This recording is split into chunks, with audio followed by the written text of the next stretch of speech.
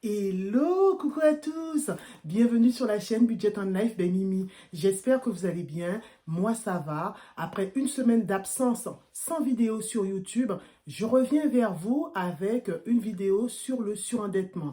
Alors il faut savoir que le surendettement touche de nombreuses personnes et beaucoup de gens ne savent pas comment faire face, comment monter un dossier. Donc on va voir tout ça ensemble. Le surendettement va concerner des personnes qui rencontrent des difficultés financières pour des raisons très diverses, telles que la perte d'emploi, la maladie ou une mauvaise gestion. Malheureusement, de nombreux ménages ont souscrit des crédits qu'ils ne sont plus en mesure de rembourser et se retrouvent surendettés. La Banque de France publie régulièrement des chiffres sur le surendettement. Il faut savoir qu'en janvier 2022, ce qui est très récent, 8 394 personnes ou foyers, si vous voulez, ont déposé un dossier de surendettement. Malgré tout, ce chiffre est en baisse puisque 9 889 dossiers avaient été déposés en janvier 2021. Et en janvier 2019, ce sont 11 514 ménages qui avaient fait cette démarche. Le dossier de surendettement est une solution offerte aux ménages qui ne peuvent plus faire face financièrement. Si vous vous retrouvez dans cette situation et que vous n'êtes plus en mesure de payer vos charges courantes, telles que votre loyer, les énergies, etc., ainsi que vos mensualités de crédit, si vous avez souscrit à de nombreux crédits à la consommation, vous pouvez constituer un dossier pour obtenir de l'aide et espérer, dans le meilleur des cas, un effacement partiel ou total de votre dette globale. Il faut savoir que le dépôt d'un dossier de surendettement peut avoir des conséquences sur votre quotidien puisque vos moyens de paiement peuvent vous être retirés et vous ne pouvez plus souscrire de crédit durant une certaine période, ce qui est tout à fait normal. Vous êtes inscrit au fichier national des incidents de remboursement des crédits aux particuliers, le FICP. Pour constituer votre dossier de surendettement, vous devez pour cela télécharger le formulaire CERFA numéro 13594-01 et rédiger une lettre qui explique votre situation et demander une étude de votre dossier de surendettement.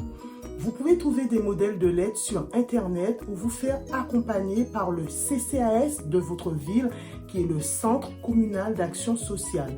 Vous pouvez vous faire aussi accompagner par votre mairie ou encore votre caisse d'allocation familiale ou tout simplement une association de consommateurs. Vous devez joindre à votre dossier tous les éléments qui permettront à la commission de surendettement de l'étudier, tels que votre livret de famille, vos bulletins de salaire, vos relevés bancaires, vos factures, vos contrats de crédit à la consommation. Ensuite, vous devez envoyer votre dossier de surendettement ou le déposer au tribunal de grande instance dont vous dépendez. Il faut savoir que toutes les demandes en cas de surendettement ne trouvent pas une issue favorable. La commission de surendettement doit avant tout étudier votre dossier et évaluer vos dépenses et vos ressources. Elle prendra en compte différents éléments pour évaluer sa recevabilité, comme la gravité de votre situation financière, le type de dette que vous avez souscrit ou votre bonne foi. Deux types de décisions peuvent être prises par la commission de surendettement. Premier cas de figure. Il consiste à aménager votre dette. Cette opération sera menée conjointement avec vos créditeurs.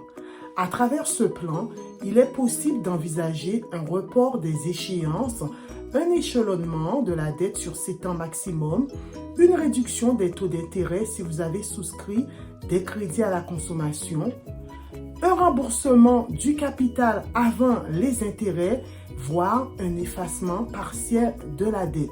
Cela permet de vous soulager en réduisant votre dette ou en l'adaptant à vos capacités financières.